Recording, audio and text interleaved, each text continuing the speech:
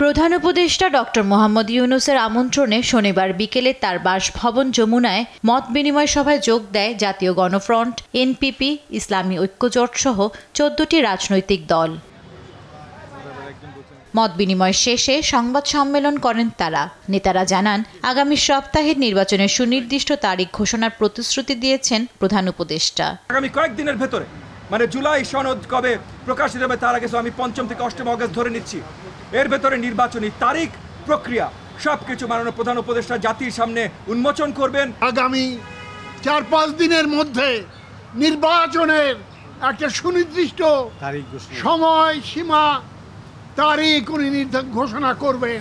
সুষ্ঠু নির্বাচন অনুষ্ঠানে প্রধান উপদেষ্টা সব দলের সমর্থন চেয়েছেন বলে জানান তারা। এ সময় দেশের আইন শৃঙ্খলা পরিস্থিতি নিয়ে উদ্বেগ জানান অনেকেই। আমরা বলেছি, যদি আপনার আইন শৃঙ্খলা বাহিনী বিশৃঙ্খলাকারীদেরকে কঠোর হস্তে দমন না করে, তাহলে পতিত স্বৈরাচার বিভিন্নভাবে বিভিন্ন অজুহাতে মাথাছাড়া দিয়ে উঠবে। যে আইন শৃঙ্খলা পরিস্থিতি এবং সংস্কার ততটুকুই করুন যা একটি আপাতত সুষ্ঠু নির্বাচনের জন্য উপযোগী হয়।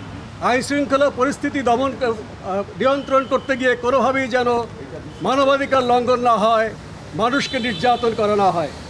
ইসলামী দলগুলোর নেতারা জানান, ঢাকায় জাতিসংঘ মানবাধিকার কমিশনের কার্যালয় চালু নিয়ে প্রতিবাদ জানালে এ বিষয়ে কোনো মন্তব্য করেনি প্রধান উপদেষ্টা।